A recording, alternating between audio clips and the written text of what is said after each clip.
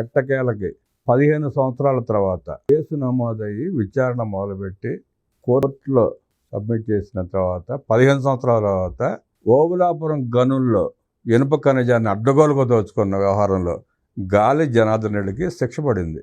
7 సంవత్సరాల శిక్ష. జీవిత ఖైదు పడాల్సిన శిక్షలో 7 సంవత్సరాలే జైలు శిక్ష అంటూ ప్రజలు ఒకంత ఆశ్చర్యాన్ని వ్యక్తం చేస్తున్నారు.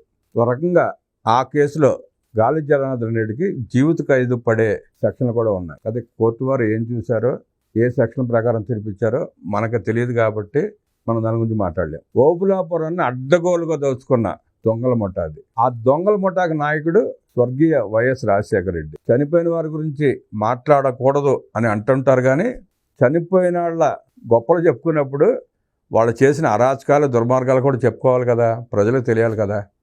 వేల కోట్ల రూపాయల దోపిడీ 2006, 2005 నుంచే వేల కోట్ల రూపాయల దోపిడీ.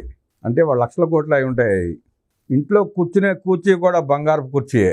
బాత్రూంలో వాడే పరికరాలు కూడా బంగారంతో చేయించుకున్నారు. అంటే ఎన్ని వేల కోట్ల రూపాయలు అక్రమంగా దోస్తున్నారు అర్థం చేసుకోండి. ఇవన్నీ మనం ఉత్తుత్తి మాటలు చెప్పే కాదు, సాక్ష్యాధారాలతో ఆనాడు ఇన్వెస్టిగేషన్ చేసిన జేడి లక్ష్మణ్ గారు బయటపెట్టిన వాస్తవమైన నిజాలు, ఫోటోలతో సహా బయటపెట్టిన వాస్తవాలు అయ్యి. కమోడు కూడా బంగారంతో చేయించుకున్న అవినీతి అనకొండలు గాలి జనార్దన్ రెడ్డి, స్వర్గీయ వైఎస్ రాజశేఖర రెడ్డి, వైఎస్ జగన్మోహన్ రెడ్డి. ఈ ఓబులాపురం మైన్లో దోచుకున్న డబ్బుతోనే యలహంక ప్యాలెస్ కూడా కట్టారు, ఆ భూములు కొన్నారన్న ప్రచారం కూడా ఉంది. యలహంక లాంటి సిటీలో, బెంగళూరు సిటీలో యలహంక ప్రాంతం ఎంత ఖరీదైన ప్రాంతం అందరికీ తెలిసిందే.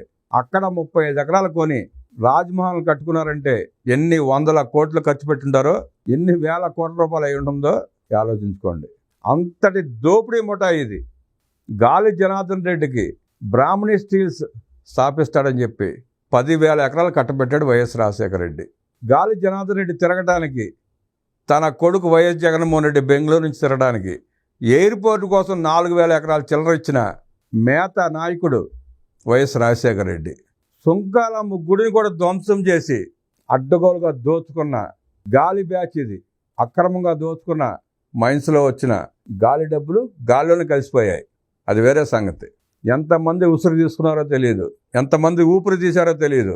ఈ ఓబులాపురం మైన్స్ వల్లే, ఈ ఓబులాపురం మైన్స్లో వీళ్ళు అడ్డగోలు దోపిడీకి అడ్డుకుంటారన్న ఉద్దేశంతోనే ఆర్కే రామకృష్ణ గారు ఓబులాపురం వాసి, ఆయనతో మొదలుపెట్టి పరిటాల రవి గారి దాకా సుమారుగా 5-6 ఆ ప్రాంతంలో బలమైన నాయకుల్ని, ఆ గ్రామం అంతా అండగా ఉండే నాయకులు వాళ్ళని తుదిముట్టిస్తేనే, వాళ్ళ అడ్డు తొలగించుకుంటేనే ఈ ఓబులాపురంలో మనం అక్రమంగా మైన్ చేసుకోగలం, తవ్వుకోగలం అన్న ఉద్దేశంతో వారిని ఇచ్చారు ఈ ముఠ.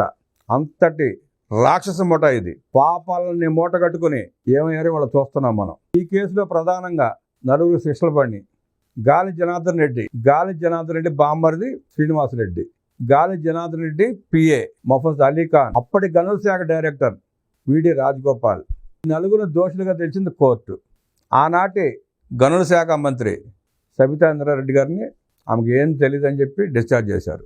తర్వాత ఆ ఫైల్ మీద క్యాప్టివ్ మైన్ అని ఉంటే క్యాప్టివ్ తీసేసి మైన్స్ అని చెప్పి అక్రమంగా సంతకం చేసిన, ఈ దోపిడీకి పునాది వేసిన జగన్మోహన్ రెడ్డి, వైఎస్ రాజశేఖర రెడ్డి, గాలి జనార్దన్ రెడ్డి దోపిడీకి అండగా నిలబడ్డ శ్రీలక్ష్మి గారు ఐఏఎస్ ఆఫీసర్. ఒకప్పుడు చాలా మంచి ఆఫీసర్, ఆవిడ మంచి పేరు ఉండేది. 6 నెలలు సావాసం చేస్తే వీళ్ళు అవుతారన్న చందంగా వైఎస్ రాజశేఖర రెడ్డి సీఎం అవగానే ఆవిడలో మార్పు వచ్చింది.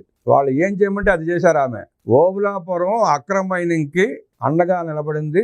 ప్రభుత్వం తరపు నుంచి అధికారికంగా వారికి సహాయ సహకారాలు అందించింది శ్రీలక్ష్మి గారే. ఆ కేసులో అరెస్ట్ అయ్యి 3 సంవత్సరాల పైగా ఆమె జైల్లో ఉన్న పరిస్థితి కూడా మనం చూసాం.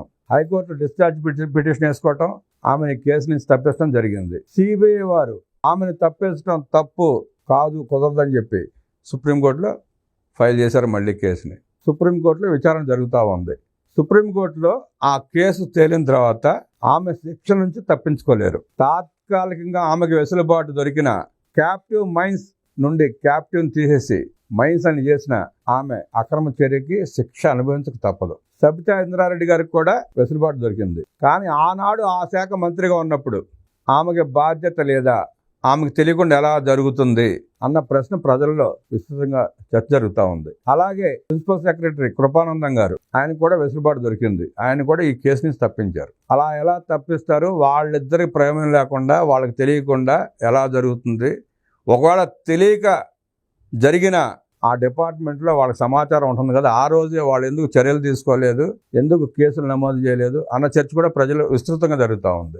ఇక ఒక్కొక్కరికి 7 సంవత్సరాలు జైలు శిక్ష వేశారు. రాజగోపాల్కి అదనంగా ఇంకో 4 సంవత్సరాలు శిక్ష వేశారు. ఆ ఓపులాపురం మైన్ కంపెనీకి 2 లక్షల రూపాయలు జరిమానా వేశారు. వీళ్ళకి 10,000 జరిమానా వేశారు. 10,000 వేసినా, 10 కోట్లు వేసినా, 1000 కోట్లు వేసినా కట్టగల సమర్థుల వాళ్ళు. ఇలాంటి నేరాలకి, ఇలాంటి దోపిడీదారులకి 10,000 జరిమానా అంటూ ప్రజలు ఆశ్చర్యపోతున్నారు. చట్ట ప్రకారం, ఆ సెక్షన్ ప్రకారం మరి ఎంత ఉంటే అంత న్యాయమూర్తులు వేస్తారు. దానికి మనం చేయగలిగింది ఏముంది? మన చేతుల్లో ఏం లేదు, ప్రజల చేతిలో అయితే ఏం లేదు కదా, న్యాయస్థానాల చేతిలో ఉంది. న్యాయస్థానాలు ఎలా చెప్తే మనం అట్లా వినాలి. ఆ సందర్భంగా, విచారణ సందర్భంగా జేడి లక్ష్మణ్ గారు వాళ్ళ ఇంట్లో సోదా చేస్తే 60 కేజీల బంగారం దొరికింది. గాలి జనార్దన్ రెడ్డి ఒక్కడింట్లోనే 60 లక్షల బంగారం దొరికింది. ఏది ఇందాక మనం చెప్పుకున్న కమోడ్లు, కుర్చీలు కాకుండా మా బంగారం మాకు ఇప్పించనని చెప్పి ఆ మధ్య పిటిషన్ వేశారు, అది కూడా కొట్టేసినట్టున్నారు. చూసారా ఐఏఎస్లు, ఐపీఎస్లు ఎట్లా తయారయ్యారు. శ్రీలక్ష్మి గారు ఏమో 3 సంవత్సరాల పైన జైలు జీవితం అనిపించి అట్టట బయటపడి సుప్రీంకోర్టులో కేసు నడుస్తూ ఉంది, విచారణ జరుగుతుంది, శిక్ష అనుభవించి తప్పదు. రాజగోపాల్ గారు, ఆయన కూడా మంచి ఆఫీసర్, ఒకప్పుడు చెడు సహవాసం చేసినందువల్ల 11 సంవత్సరాలు జైలు శిక్ష పడింది. వీళ్ళ దోపిడీ ఏ స్థాయిలో ఉండేదంటే, ఓబులాపురం బళ్ళారి బెంగళూరు రోడ్లో ఉంటుంది. ఆ మధ్యలో ఆంధ్రప్రదేశ్ బౌండరీ అట్లా కొంచెం రౌండ్గా వస్తుంది, అక్కడ మధ్యలో తగులుతుంది. వాస్తవంగా బళ్ళారి దగ్గర ఓబులాపురానికి. ఈ ఓబులాపురం నుంచి 30 కిలోమీటర్లు వెళ్తే బెంగళూరు రూట్లో హిరూర్ అనే ఒక ఊరు ఉంటుంది. ఆ హిరూరు చుట్టుపక్కల ప్రాంతాలన్నీ కొండలే, అంతా ఐరన్ ఊరు కొండలే. వీళ్ళు ఓబులాపురంలో మైన్కి పర్మిషన్ తీసుకొని హిరూరు కొండలు కూడా తవ్వేశాడు గాలి జనార్దన్ రెడ్డి. ఈయన తవ్వుకుని అక్కడ స్థానికంగా ఎవరన్నా ఒక లోడు పోగు చేసుకుంటే ఆ వేబిల్లు కూడా అమ్ముకున్నాడు ఈయన. మరి అవన్నీ విచారణ జరగలేదు తెలియదు. గాలి జనార్దన్ రెడ్డి వేబిల్లులను కూడా టన్నుకి 600 చొప్పున అమ్ముకున్నాడు ఆయన. హిరూరు గ్రామం వెళ్ళి ఎంక్వైరీ చేస్తే తెలుస్తుంది. మంచి క్వాలిటీ. ఓబులాపురం, హిరూరు ప్రాంతాల్లోనే ఐరన్ ఓరు సూపర్ క్వాలిటీ. 80 నుంచి 85% నీళ్ళు వచ్చే క్వాలిటీ అది. రాజశేఖర రెడ్డి కూతురికి దోచిపెట్టిన బయ్యారం 40,000 ఎకరాలు తెలుసు కదా. ఇక్కడ ఈల్డ్ 40 నుంచి 50% వస్తే ఆ ప్రాంతంలో ఐరన్ ఓర్ ఈల్డ్ 80 to 80% వచ్చేది. అంత అద్భుతమైన క్వాలిటీ. 1,000 కోట్ల రూపాయలు తెస్తున్నారు ఐరన్ ఓర్ అడ్డం పెట్టుకుని. వైఎస్ రాజశేఖర రెడ్డి ముఠ. ఆయన స్వర్గస్థులై తప్పించుకున్నారు కానీ, లేదంటే ఆయన కూడా ఈ కేసులో శిక్ష పడేదే. టెక్నికల్గా జగన్ రెడ్డి తప్పించుకున్నాడు కానీ, లేదంటే జగన్మోహన్ రెడ్డి కూడా 11 సంవత్సరాలు శిక్ష పడాల్సిన కేసు ఇది. వైఎస్ రాజశేఖర రెడ్డికి గాలి జనార్దన్ రెడ్డి దత్తపుత్రుడైతే జగన్ రెడ్డి సొంత కొడుకు. దోపిడీలు ఇద్దరు ఒకటే, ఇద్దరు కలిసి దోచుకున్నారు దీన్ని. ఆనాడే తెలుగుదేశం పార్టీ వీళ్ళ భాగవతాన్ని బయట పెట్టింది. రాజశేఖర రెడ్డి నేను శుద్ధపోసనంటూ కమిటీ ఓటేశాడు పార్టీలన్నిటితో కలిపి. ఆ కమిటీ తరపున చాలా మంది నాయకులు లొంగిపోయినా తెలుగుదేశం పార్టీ ఒకటే లొంగల. ఆ కమిటీలో నాగన్ జనార్దన్ రెడ్డి గారు సభ్యుడు. మహబూబ్ నగర్ ఎంపీగా చేశారు, ఎమ్మెల్యేగా చేశారు, మంత్రిగా చేశారు. నిజాయితీ గల నాయకుడు. ఆయన బయటపెట్టాడు ఆ రోజే వీళ్ళ భాగవతం అంతా. కానీ రాజశేఖర రెడ్డి తిమ్మిని బొమ్మని చేసి ప్రతిపక్ష పార్టీలోనూ కూడా మేనేజ్ చేసుకుని పబ్బం గడుపుకున్నాడు. కొటేషన్ రాసుకున్నంత గొప్ప నాయకుడేం కాదు రాజశేఖర రెడ్డి. చాలా దుర్మార్గాలు చేశాడు. ఆ సంగతి జగన్మోహన్ రెడ్డి ఒప్పుకున్నాడు. తన అక్రమార్జన కేసుల్లో మా నాయన్ని A1గా చేస్తుందని చెప్పి పట్టుపట్టాడు ఆయన. ఆయన స్వర్గస్థులు అయ్యారు కదా బాబు అంటే, అయినా సరే ఆయన ప్రథమ ముద్దాయి అన్నాడు. సరే ఇప్పుడు తీర్పు వచ్చింది. 7 సంవత్సరాలు జైలు పడింది. గాలి జనార్దన్ రెడ్డి అంటే ఇంతకుముందే 3 సంవత్సరాలు 4 నెలలు అంత జైలు జీవితం అనుభవించి వచ్చాడు. మిగతా కాలం అనిపించాలి. ప్రస్తుతం హైకోర్టుకు వెళ్ళే వెసులుబాటు ఉంది. కోర్టుకు అప్పీల్ చేసుకుంటారు, వెళ్తారు. అక్కడ ఏం జరుగుతుందో చూద్దాం. కానీ ఇన్ని సాక్ష్యాధారాలు, నేర నిరూపణ అయిన తర్వాత ప్రపంచం అంతా తెలుసండి. నేర నిరూపణ ఉంది, డాక్యుమెంటేషన్ కావాలి కాబట్టి, కోర్టులకి దస్త్రాలు కావాలి కాబట్టి ఇంత డిలే అయింది. కానీ ప్రాసెస్ లేదంటే భారతదేశంలో ప్రతి పౌరుడికి తెలుసు ఓబులాపురం మైన్స్లో వీళ్ళు ఎంత అక్రమంగా దోచుకున్నారో, ఎంతమందిని పట్టణ పెట్టుకున్నారో, ఎన్ని 1,000 కోట్లు వెనకేసుకున్నారో ప్రపంచంలో ఉన్న, భారతదేశంలో ఉన్న ప్రతి మనిషికి తెలుసు. కానీ చట్టానికి కావాల్సిన సాక్ష్యాలు పేపర్లు కాబట్టి ఇంత డిలే అయింది. హైకోర్టుకి వెళ్ళినా, హైకోర్టులో శిక్ష పడి మళ్ళీ సుప్రీంకోర్టుకి వెళ్ళినా ఇంకో 10 ఏళ్ళు పట్టినా 20 ఏళ్ళు పట్టినా శిక్ష అయితే అనుభవించ తప్పదు. కాకపోతే ఇప్పటికీ 70 ఏళ్ళు వచ్చినట్టున్నాయి. మరి 20 ఏళ్ళు అంటే చూడాలి. మరి వీళ్ళు దోచుకున్న అక్రమ ఆస్తుల్ని రికవరీ ఎప్పుడు చేస్తారో కూడా చూడాలి. ఈ తీర్పు వచ్చింది కాబట్టి ఇప్పుడు ఈడీ చేసి ఆస్తులు మొత్తం అటాచ్ చేసుకుని ప్రభుత్వానికి అప్పచెప్తే ప్రభుత్వాలను బయటపడతాయి అప్పుల నుంచి. ఆనాడు దోచుకున్న ఆ వేల కోట్లు వాళ్ళు సుమారుగా 4-5 లక్షల కోట్లు ఉంటాయి వీళ్ళ ఆస్తులు. ఆ 4-5 లక్షల కోట్లు ప్రభుత్వానికి జమ చేస్తే బోల్డంత తప్పుచారుద్ది.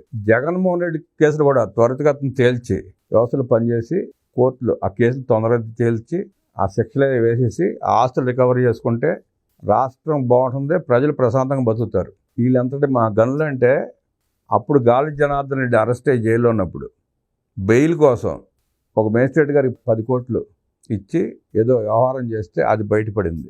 పాపం ఆ న్యాయమూర్తి గారికి అంతకుముందు ఎప్పుడు లంచం తీసుకున్న అలవాటు లేదు. ఏదో ఎవరో బలవంతం మీద ప్రోద్బలం మీద కక్కుతు పడినందుకు ఆయన ఉద్యోగం పోయింది, అవమానం పారై తట్టుకోలేక మరణించారు ఆయన. ఈ కేసు ఇన్వెస్టిగేషన్ జేడీ లక్ష్మీనారాయణ గారిని ఎంత అబాస్ పాలు చేయాలో, ఎంత అలరపాలు చేయాలో అంత అలరపాలు చేసే ప్రయత్నం చేశారు వీళ్ళు. ఆయన ఫోన్ డేటా తీసుకుని ఆయన రకరకాలుగా ఇబ్బందులు పెట్టే ప్రయత్నం చేశారు. కానీ జేడీ గారు మొండెడు లెక్క చేయలే. వీళ్ళ నిజస్వరూపాన్ని, వీళ్ళ దోపిడిని అంగుళం సాక్ష్యాధారాలతో సేకరించి కోర్టు సబ్మిట్ చేశాడు ఆయన. అధికారులంతా జేడీ లక్ష్మీనారాయణ గారు అంత నిబద్ధులై ఉంటే, అంత నీతిమంతులు ఉంటే ఇలాంటి వాళ్ళ ఆటలు సంవత్సరంలో కట్టడి చేయొచ్చు. సంవత్సరం ఎక్కువ రోజులు పట్టదు. ఇలాంటి ఆర్థిక ఉగ్రవాదులకి ప్రత్యేక కోర్టు పెట్టి 2 సంవత్సరాలు 3 సంవత్సరాలు మ్యాక్సిమం 3 సంవత్సరాల లోపు కేసులు తేలేలా ప్రభుత్వాలు చర్యలు తీసుకోవాలి. లేదంటే ఇలా 20 ఏళ్ళు 30 ఏళ్ళు 40 ఏళ్ళు సాగుతూ ఉంటే ప్రతివాడు ఇదే పందాలు వెళ్ళిపోతాడే. ఎవడికాడు 100 కోట్లు దోసుకుని 10 కోట్లు ఖర్చు పెట్టి బయటపడిపోతాం కదా. లేదా 5 ఏళ్ళు 6 ఏళ్ళు 7 ఏళ్ళే కదా జైలు ఉంటే మాత్రం పోయిందే ఉంది. అంత సొమ్ము మనం సంపాదించలేం కదా. సక్రంగా వెళ్తే అంత సొమ్ము ఎవడు సంపాదించలేడు కదా. అక్రమంగా వెళ్తే 100,000 కోట్లు సంపాదించుకోవచ్చు. పోతే 10 ఏళ్ళు జైల్లో ఉండొస్తాం. మిగతా కుటుంబ సభ్యులంతా సుఖంగా ఉంటారు కదా. హెలికాప్టర్ కొని తిరగవచ్చు కదా, విమానాలు కొనుక్కు తిరగవచ్చు కదా, 100 కేజీలు కొనుక్కుని దిగేసుకోవచ్చు కదా అని చెప్పి ఆలోచిస్తూ ఉంటారు. ఆ పరిస్థితి రాకుండా వ్యవస్థలో ప్రభుత్వాలు చట్టాలు కఠినంగా వ్యవహరించకపోతే కొత్త పెడదారి పట్టి ఆర్థిక వ్యవస్థను చిన్నాభిన్నం చేసే పరిస్థితి వస్తుంది. గత 5 ఏళ్ల పాలన చూసాం కదా. గంజాయిని ఎలా పెంచి పోషించి యువతను సర్వనాశనం చేశాడు. ఆ గంజాయికి అలవాటు పడ్డ యువత కొరియర్లుగా తయారై వ్యవస్థలు చిక్కుతూ జైళ్ళలో మగ్గుతూ ఎలా నాశనం అయిపోతున్నారో చూస్తున్నాం కదా. చట్టం ఎవరికి చుట్టం కాదని రాష్ట్రం కేంద్రం వ్యవస్థలో కఠినంగా వ్యవహరించాలని కోరుకున్నారు ప్రజలు. ఆశ్చర్యకరమైన విషయం ఏంటంటే ఆ శాఖ మంత్రికి సంబంధం లేదు, ఆ శాఖ కార్యదర్శికి సంబంధం లేదు, ఆ ఫైల్ మీద సంతకం పెట్టిన నాటి ఐఏఎస్ ఆఫీసర్ శ్రీలక్ష్మికి సంబంధం లేదు. సంబంధం లేకుండా ఎలా జరుగుతుంది అన్నది ప్రజలు విస్తృతం చర్చ జరుగుతూ ఉంది. వీళ్ళే కాకుండా వీళ్ళకి సహకరించిన కింద స్థాయి ఉద్యోగులకు కూడా శిక్షలు లేవు. ఆ గనుల్ని అలా అడ్డగోలుగా తవ్వుకెళ్ళిపోతూ ఉంటే స్థానికంగా ఉన్న ఫారెస్ట్ ఆఫీసర్లు ఏమైపోయారు, స్థానికంగా ఉన్న రెవెన్యూ సిబ్బంది ఏమైపోయారు, గనుల సిబ్బంది ఏమైపోయారు, పోలీసులు ఏమైపోయారు, వాళ్ళందరూ శిక్షలు పడకపోతే భయం ఎలా వస్తుంది కింద ఉద్యోగస్తులకి అన్నది ఈ కేసు జడ్జిమెంట్ వచ్చిన తర్వాత విస్తృతంగా చర్చ జరుగుతుంది ప్రజల్లో. వాళ్ళందరూ సహకారం లేకుండా అయితే ఇంత లూటి చేయలేరు కదా. కేవలం 4గురికే శిక్ష పడటం ఏంటి, మిగతా వాళ్ళని ఎందుకు శిక్షించబడలేదు? ఇన్వెస్టిగేషన్ ప్రాపర్గా జరగలేదా? లేదు ప్రధానంగా ఉన్న ప్రధాన ముద్దాయిల్ని అరెస్ట్ చేసి శిక్షించాం కాబట్టి కింద స్థాయి ఉద్యోగులతో పని లేదనుకున్నారా? వీటన్నిటికీ సిబిఐ పోలీసు వారు సమాధానం చెప్పాలి. ఏదేమైనా తీర్పు లేట్ అయినా శిక్ష అంటూ పడింది కాబట్టి హైకోర్టులు కూడా అవకాశం ఇవ్వకుండా త్వరితగతిన జడ్జిమెంట్లు ఇచ్చి అవకాశం ఉంటే శిక్ష పెంచేలా చూసి వారు చేసిన అరాచకాల నేరాలు అలాంటివి కాబట్టి ఇంకా కఠినంగా శిక్షించాలని ప్రజలు కోరుకుంటున్నారు. నమస్కారం.